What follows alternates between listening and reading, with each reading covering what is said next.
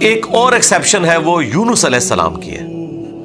ان کے کیس میں تو اللہ تعالیٰ نے بالکل ڈیفرنٹ ایک فیصلہ فرمایا کہ یونس علیہ السلام کی قوم نے جب عذاب کے آثار دیکھے تو انہوں نے توبہ کی اور اللہ تعالیٰ نے ان سب کا ایمان قبول کر لیا، اور وہ قرآن میں آتا ہے کہ 1,00,000 سے بھی زیادہ لوگ تھے جو سارے کے سارے ایک دن میں مسلمان ہو گئے۔ یعنی یونس علیہ السلام کی سال ہر سال کی تبلیغ نے کوئی اثر نہیں دکھایا، جب عذاب کے آثار نظر آئے تو انہوں نے ایمان قبول کر لیا۔ یہ صرف یونس علیہ السلام کی قوم نہیں، باقی قوموں کے بارے میں بھی سورۃ الانبیاء میں آیا کہ جب کبھی بھی رسولوں کے مخالفین پر عذاب آتا تھا تو مخالفین اس عذاب کے وقت پھر چیخیں مارتے تھے اور کہتے تھے کہ یا اللہ ہمیں ایک دفعہ چھوڑ دے، اب ہم تیرے نبی کو مانیں گے۔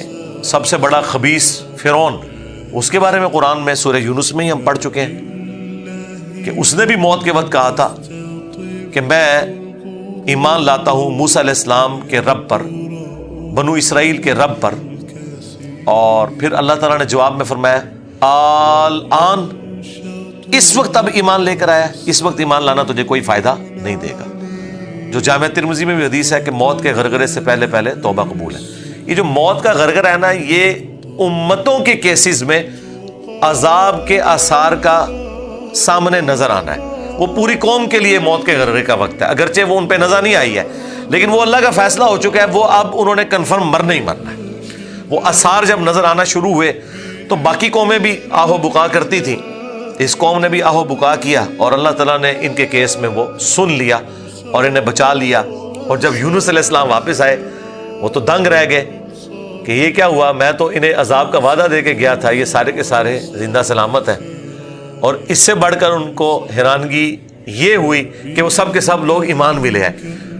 تو اب حضرت یونس علیہ السلام کو وہ غم تو بھول گیا کہ میرا دیا ہوا وعدہ پورا نہیں ہوا۔ ظاہر ہے ایک امبیرسمنٹ تو تھی کہ آپ قوم کو کہہ کے یہ نکلے ہیں کہ اب تم پہ عذاب آئے گا، اور عذاب نہیں آیا، تو امبیرسمنٹ تو حضرت یونس علیہ السلام نے فیل کی، لیکن اس کی کمپنسیشن اللہ نے اس حوالے سے کر دی کہ جو ان کا مقصد تھا وہ پورا ہو گیا کہ لوگ ایمان لے آئے۔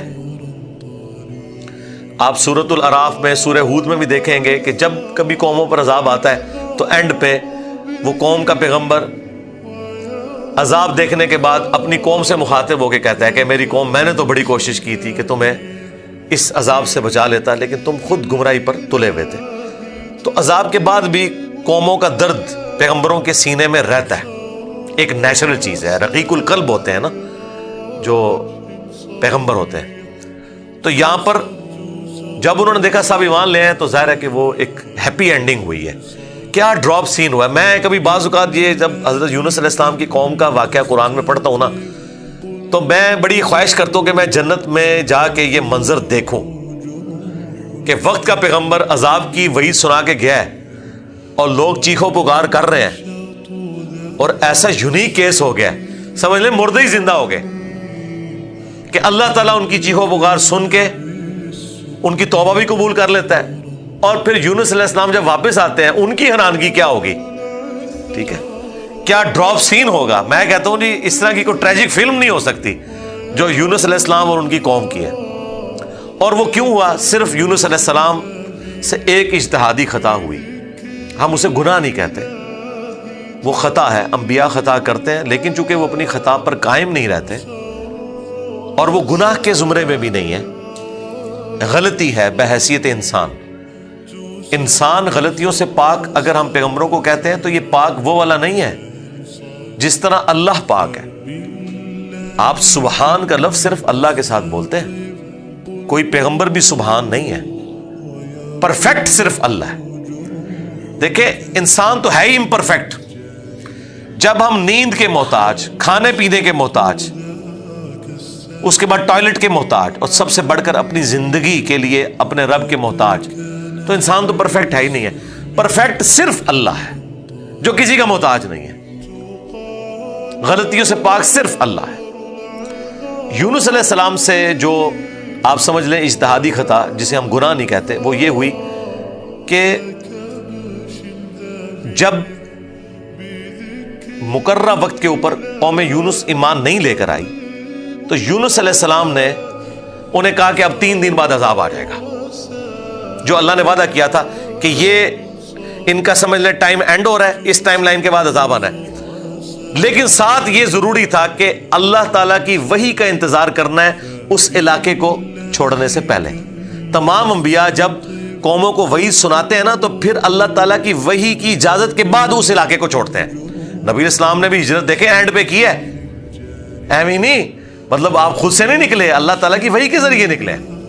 قرآن میں سورۃ الانفال میں آیا تھا کہ یہ جب کافر کہتے تھے نا کہ ہم پر عذاب کیوں نہیں نازل ہوتا، ہم نبی کا انکار کر رہے ہیں، تو اللہ تعالیٰ نے فرمایا کہ جب تک اے نبی تم ان میں موجود ہو ہم ان کو عذاب نہیں دیں گے۔ اللہ کی سنت ہے کہ جب کبھی کسی قوم کو عذاب دینا ہوتا ہے نا تو اس قوم میں سے انبیاء اور اہل ایمان کو الگ کرتا ہے، پھر باقی کی قوم پر عذاب آتا ہے، اور وہ اللہ تعالیٰ نے نکالا اور غزوہ بدر میں لا کے ڈبویا ان کو، جس طرح فرعونیوں کو اپنے محلات سے نکال کے سمندر میں غرق کیا تھا، مشرکین عرب کو اپنے گھروں سے نکال کر بدر میں ڈبویا صحابہ کرام کی تلواروں کے ذریعے۔ یہ عذاب استیصال کی ایک قسط ان پر آئی تھی۔ تو یونس علیہ السلام نے ایزیوم کیا کہ ظاہر ہے کہ اس کے بعد عذاب تو آنا ہی ہے، لیکن ان کی شان اس سے بلند تھی کہ وہ وحی کا انتظار کیے بغیر نکل گئے۔ بس جب وہ نکلے، جس کشتی میں سوار ہوئے، وہ کشتی جو ہے وہ بھنور میں پھنس گئی، اور ان کی اپنی ایک نارمز چل رہی تھی کہ اگر کشتی بھنور میں پھنس جائے تو یہ اس چیز کی علامت ہے کہ کوئی غلام اپنے آقا کی اجازت کے بغیر بھاگ کر آ گیا۔ پھر وہ قرعہ اندازی کرتے تھے، اور جس کے نام قرعہ نکلتا تھا اس کو فدیے کے طور پر وہ سمندر میں ڈال دیتے تھے۔ پہلی دفعہ قرآن اندازی کی گئی، بیلٹنگ، تو حضرت یونس علیہ السلام کا نام نکلا، تو ان کا نہیں یونس علیہ السلام تو اس طرح ہو ہی نہیں سکتا۔ دوسری بار، تیسری بار، تینوں بار یونس علیہ السلام کا نام نکلا قرآن اندازی میں۔ تو یونس علیہ السلام نے، اچھا قرآن میں اشارتاً اس کا ذکر ہے، اسرائیلی روایتوں میں تفصیل کے ساتھ ہے، لیکن یہ بالکل قرآن میں فٹ ان بیٹھتی ہیں۔ یعنی آپ کو یہ تو بتایا گیا کہ یونس السلام مچھلی کے پیٹ میں رہے، تو وہ مچھلی کے پیٹ میں پہنچے کیسے تھے؟ مچھلی کے پیٹ تک پہنچنے کے لیے تو آپ کو دوست چاہیے، نیچے ہے مچھلی، اتنی بڑی ویل مچھلی ہے، کوئی چھوٹی مچھلی کے پیٹ میں تو رہ نہیں سکتا بندہ۔ تو وہ حضرت یونس علیہ السلام کو انہوں نے سمندر میں پھینک دیا۔ یونس علیہ السلام نے خود ہی کہا، ان کو کلک کر گیا کہ یہ معاملہ میرے اینڈ پہ ہے۔ انہوں نے کہا بھائی مجھے پھینکو، تم، مجھے سمجھ آ گئی ہے، ظاہر فوراً کلک کر گیا کہ یہ معاملہ خراب میرے سے ہی ہو گیا۔ وہ ان کو سمندر میں پھینک دیا، تو اللہ کے حکم سے ایک مچھلی نے انہیں نگل لیا۔ یہ قرآن میں ہے، قرآن میں آگے تفصیل نہیں ہے کہ کتنے دن تک، لیکن تورات میں ملتا ہے کہ 3 دن اور 3 رات تک وہ مچھلی کے پیٹ میں رہے۔ یہ ویسے پبلک مشہور ہے 40 دن، نہیں 3 دن ہے، بس وہی 3 دن، وہ جو 3 دن عذاب آنے تھے نا، وہ 3 دن انہوں نے مچھلی کے پیٹ میں گزارے، اور وہ 3 دن ان کی قوم نے زندگی موت کی کشمکش میں گزارے ہیں کہ ابھی عذاب آیا کہ آیا۔ ٹھیک ہے، توبہ ہے نہیں ہوئی کہ آئی ایم سوری تے توبہ قبول ہو گئی ہے، نہ 3 دن انہوں نے پی کٹی ہے بھائی جی۔ یہاں تو لوگ 1 دن جیل نہیں کاٹ سکتے، 3 دن تک انہوں نے وہ تکلیف کاٹی ہے، پھر اللہ تعالیٰ نے ان کی توبہ قبول کی ہے۔ اور یہاں پہ حضرت یونس علیہ السلام 3 دن تک مچھلی کے پیٹ میں، اندھیرے میں، اور دیکھیں اللہ نے ان کو ایسے کلمات سکھا دیے، مختصر تھے، پرفیکٹ تھے، بہترین توبہ، لا الہ الا انت سبحانک۔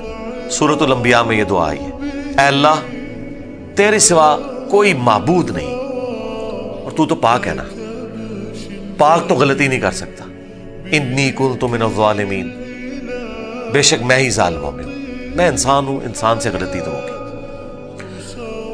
تو یہ دعا اتنی اللہ کو پسند آئی کہ سورہ الصافات میں آیا کہ یونس اگر مچھلی کے پیٹ میں ہمیں ان الفاظ کے ساتھ یاد نہ کرتے تو پھر مچھلی کے پیٹ سے اسی دن نکالے جاتے جس دن مردے اپنی قبروں سے نکالے جائیں گے، قیامت کے دن تک مچھلی کے پیٹ میں رہتے، یعنی مچھلی کا پیٹ ان کی قبر بن جاتی۔ اتنا غصہ ایک جملے نے ٹھنڈا کر دیا، اور ساتھ اللہ نے فرمایا کذالک ننجی المؤمنین، ہم اہل ایمان کو اسی طریقے سے نجات دیں گے، یعنی جو بھی یونس والے طریقے سے ہماری طرف متوجہ ہوا اسے بھی ہم نجات دیں گے۔ یہ دعا ہمیں اتنی پسند ہے کہ جو ان الفاظ کے ساتھ ہم سے معافی مانگے گا ہم اسے بھی نجات دیں گے۔ جامعہ ترمذی میں حدیث ہے، جو یونس علیہ السلام کی دعا کے ذریعے اللہ کی طرف متوجہ ہوا اللہ تعالیٰ کبھی اسے محروم نہیں لوٹائے گا۔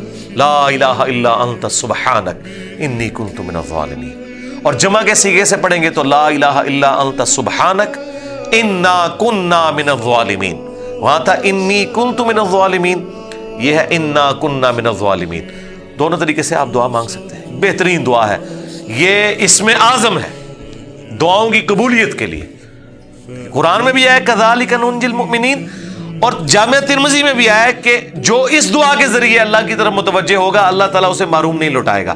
لہذا جو جامعہ ترمذی میں حدیث ہے نا کہ اللہ کی حمد اور دروشی پڑھ کے دعا کرو تو قبول ہوتی ہے، تو وہ اللہ کی حمد میں نا آپ اس کو شامل کریں، لا الہ الا انت سبحانک انی کنت من الظالمین۔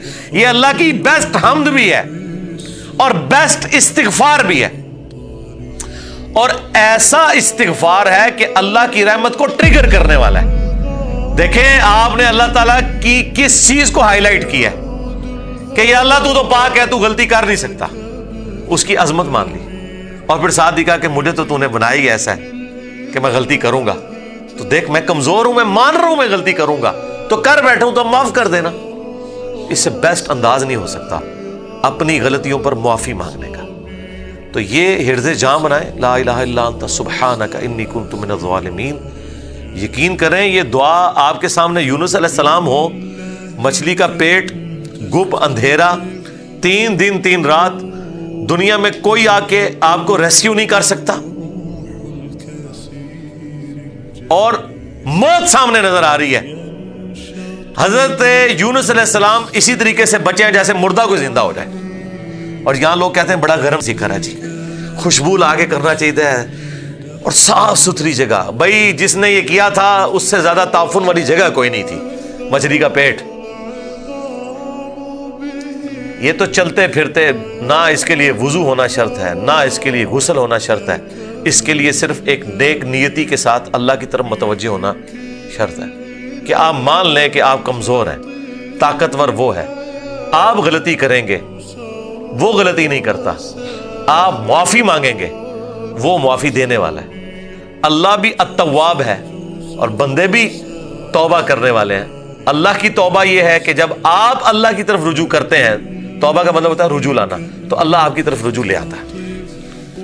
جو بخاری مسلم میں حدیث ہے کہ جو شخص توبہ کر کے اللہ کی طرف رجوع لاتا ہے تو اللہ کو اس شخص سے زیادہ خوشی ہوتی ہے کہ جو اکیلا ریگستان میں ہو، اچانک اس کی سواری غائب ہو جائے اور وہ اپنی موت کا انتظار کرنا شروع کر دے، اور پھر تھوڑی دیر بعد وہ سواری واپس آ جائے جس پہ اس کا سامان لدا ہوا ہے، اسے نئی زندگی ملے، اور وہ اتنا خوش ہو کہ اس کی زبان سے نکل جائے اے اللہ تو میرا بندہ میں تیرا رب، من شدت الفرح، خوشی کی شدت کی وجہ سے، حالانکہ اس نے یہ کہنا تھا کہ اے اللہ میں تیرا بندہ تو میرا رب۔ اس سے زیادہ اللہ تعالیٰ کو خوشی ہوتی ہے جو بندہ رجوع لے آتا ہے۔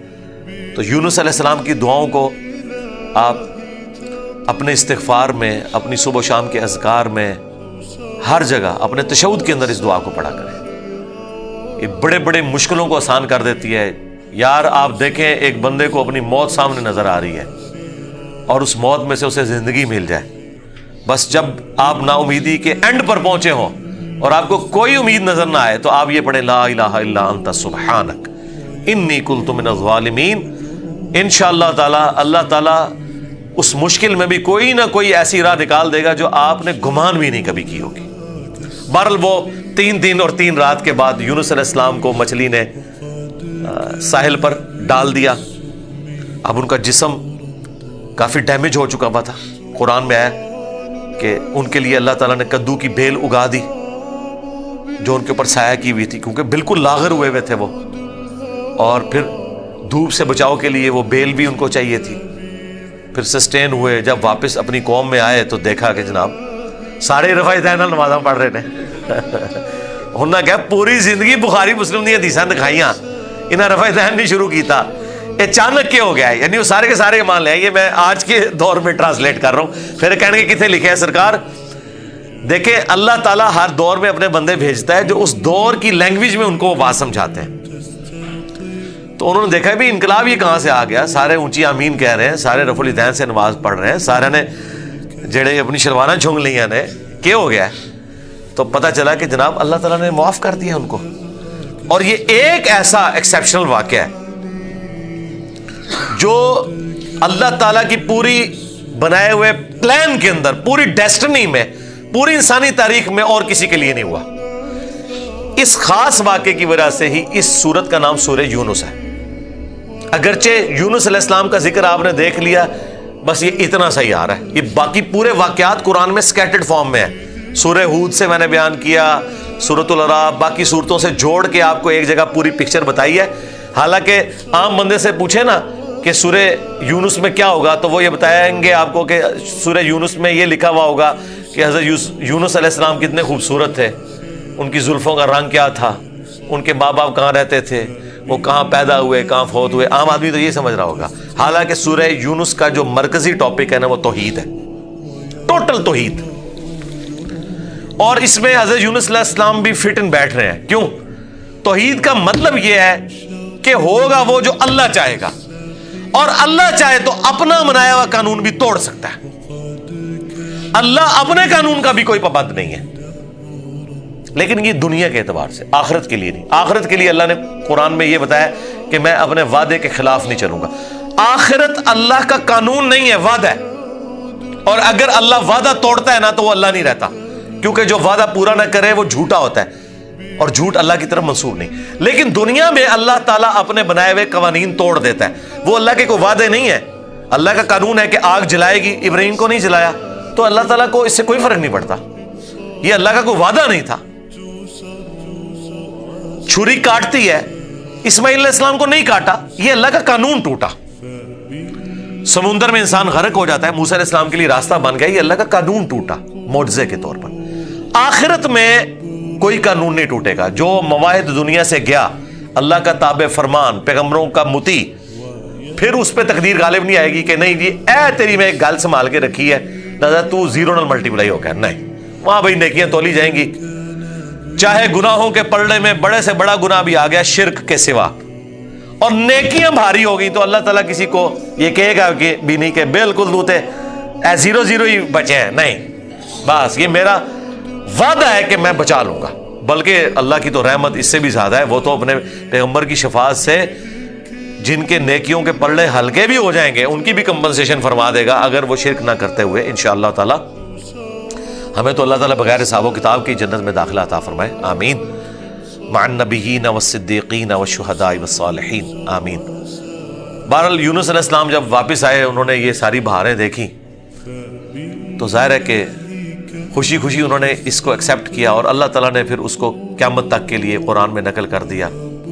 اب یہ وہ الفاظ، اب یہ پورے واقعات آپ کے سامنے ہو تو اب آپ اس کا ٹیسٹ فیل کریں. اعوذ باللہ من الشیطان الرجیم، بسم اللہ الرحمن الرحیم.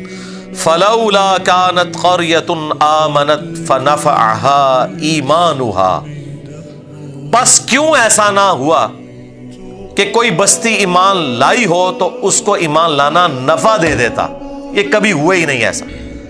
الا قوم یونس، سوائے قوم یونس کے، کہ یونس علیہ السلام کی اجتہادی خطا جو ڈیبٹ تھی وہ کریڈٹ بن گئی ان کے امت کے حق میں، کہ چونکہ ان کے وقت کے پیغمبر نے اللہ کی وحی کے انتظار کے بغیر وہ جگہ چھوڑ دی تھی، اللہ نے اس کا بینیفٹ ان کی قوم کو دے دیا.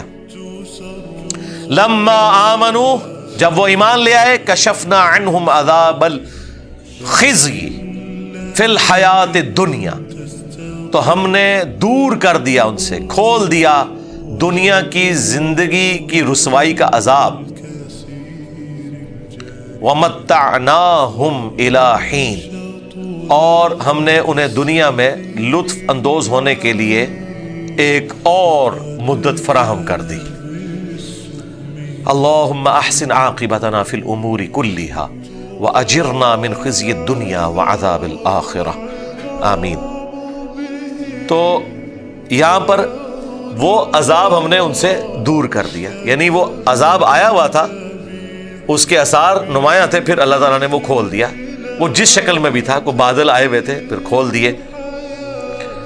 وَلَوْ شَاءَ رَبُّكَ لَآمَنَ مَنْ فِي الْأَرْضِ كُلُّهُمْ جَمِيعًا، اور اگر تمہارا رب چاہتا تو جتنے لوگ زمین میں آباد ہیں سب کے سب ہی مومن ہو جاتے۔ اس کا کیا مطلب ہے کہ اگر اللہ تعالیٰ زبردستی ہدایت دینا چاہتا، اس کا یہ مطلب نہیں ہے کہ اللہ تعالیٰ یہ چاہتا ہے کہ لوگ جہنم میں جائیں۔ یہ رسول اللہ کو سنگولر کے سیغے سے تسلی دی جا رہی ہے کہ اگر اللہ تعالیٰ نے زبردستی ایمان دینا ہوتا نا تو دے دیتا سب کو، لیکن اللہ تعالیٰ یہ چاہتا ہے کہ لوگ خود سے اپنی چوائس سے مجھے چوز کریں۔ افانت تکرہ الناس حتی یکونوا مؤمنین، تو اے نبی کیا آپ لوگوں کو مجبور کرنا چاہتے ہیں یہاں تک کہ وہ ایمان لے آئیں؟ یعنی آپ نے زبردستی نہیں کرنا۔ حضور ٹینشن ہی بڑی لیتے تھے کہ میں دعوت دے رہا ہوں لوگ قبول نہیں کر رہے، تو حضور کو کہا گیا آپ نے ٹینشن نہیں لینی، جنہوں نے جہنم میں جانا ہے جائیں۔ سورۃ البقرہ میں آیا کہ ہم آپ سے نہیں پوچھیں گے لوگ جہنم میں کیوں پہنچ گئے۔ سورہ طٰہٰ میں آیا کہ ہم نے قرآن اس لیے نازل نہیں کیا کہ آپ مشقت میں پڑھ دیں۔ ما انزلنا علیک القرآن لتشقی الا تذکرۃ لمن یخشی، یہ اس کے لیے ہے جو اللہ کی دھمکی سے ڈر جائے۔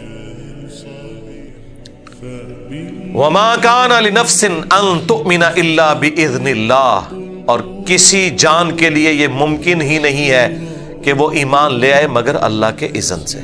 مراد یہ کہ صرف کوشش بھی کوئی چیز نہیں ہے، اللہ کی طرف متوجہ بھی ہوں، تقدیر پلس کوشش دونوں مل کے کمپلیشن کی طرف جاتے ہیں۔ ربنا لا تزغ قلوبنا بعد اذ ہدیتنا وہب لنا من لدنک رحمہ انک انت الوہاب، آمین۔ وَيَجْعَلُ الرِّجْسَ عَلَى الَّذِينَ لَا يَعْقِلُونَ، اور اللہ تعالیٰ کی سنت ہے کہ وہ گندگی ڈال دیتا ہے ان لوگوں پر جو بے سمجھ ہیں، یعنی جو اپنی عقل کو استعمال نہیں کرتے ان پر اللہ گندگی ڈال دیتا ہے، انہیں حق بات سجائی نہیں دیتی، اور دوسروں کو اللہ تعالیٰ ان کی کوشش کی سبب ایمان دے دیتا ہے۔ اس کو آپ دنیا میں مثال سے سمجھیں، ایک ہی بارش برستی ہے نا، زرخیز زمین پر برستی ہے تو وہاں سے کھیتی نکلتی ہے، اور گندگی کے ڈھیر پہ جب وہ بارش پڑتی ہے تو بدبو نکلتی ہے۔ اس میں بارش کا قصور نہیں ہے، اس گندگی کے ڈھیر کا۔ ایک شخص نے اپنے آپ کو خود گندگی کا ڈھیر بنا لیا کہ اس نے حق بات قبول نہیں کرنی، تو اس کا اینڈ رزلٹ یہی نکلنا ہے کہ اس سے آپ پورا قرآن گزار دیں، اسے کوئی فرق نہیں پڑے گا۔